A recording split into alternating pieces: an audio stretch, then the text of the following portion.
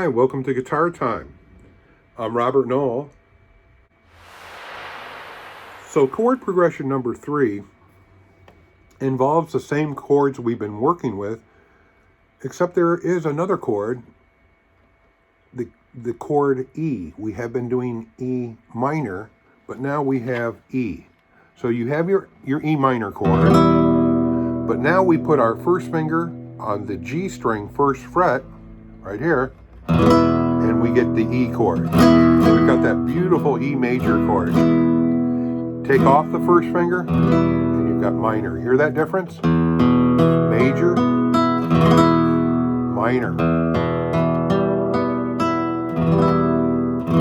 Two worlds, the major world, the minor world.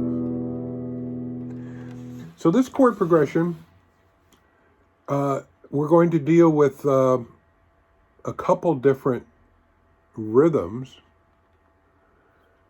and I want you to be able to count out loud.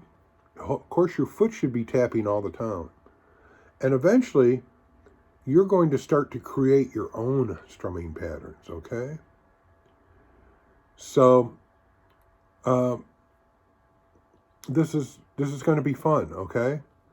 So let's start off by just strumming basically on this chord progression, okay? We're just going to do a down, okay? So let's start with 1, 2, 3, 4. Here's your A minor. G. Here it comes, big F chord. G chord. Back to your A minor. Your D minor. Your A minor. Here comes the new chord, E chord. Now down, up, down, up, down, up, down, up. F. And 3 and 4 and 1, 2, 3, 4. 1, 2, 3, 4. 1 and 2 and 3 and 1 and 2. Gotta be on time. Finger placement. Okay, so now, what if we did a 1 and 2, 3, a 1 and 2. So 1 and choke, 3 and choke. So what do I mean by choke? I mean choke is a mute. It's when we mute. And how do we do that? Well, if I go 1 and choke, I want to lay my palm of my hand, this part of my hand, on the strings. So I'm stopping the notes, the strings from ringing. And 1 and choke, I'm actually strumming the notes still, but they're choked, they're muffled, they're muted. So we want to try to get good at it so we don't hear any notes stick out. So it's just a thud, it's just a mute. We're still getting the sound of that chord though, but it's muted. So if I go 1, down, up, choke. So that choke is taking up 1 beat this time. 1 and 2, and then I'm going to strum on 3 and 4 is going to be another choke. So listen to this rhythm. You're going to have to work very slowly at this. So you're going to go down, up, choke. Down, up, choke. So you might just stay on that A minor and work on that for a while. Down, up, choke. Down, up, choke. So that's 1 and 2, 3 and 4. So the second beat is choked and the fourth beat. 1 and choke is 2, and then you do 3 and choke is 4. So now I'm going to strum the chord progression. So this is, when you get practice, should sound something like this. 1 and choke.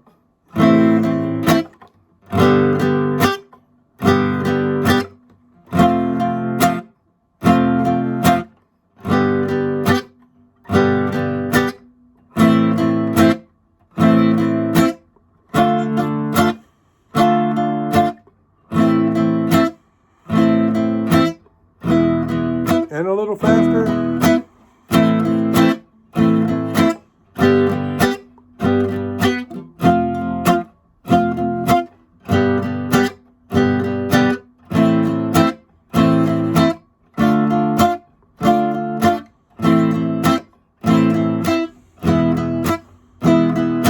All right. So hopefully you're going to work on that and get that rhythm. We're developing rhythms. Now we've got a new technique called a choke. What if we did 1 and choke, 3 and choke? So if I did 1 and choke, 3 and choke. So there could be a lot of different variations. You could start to make up some of your own, okay? And hopefully you'll start to invent some of your own.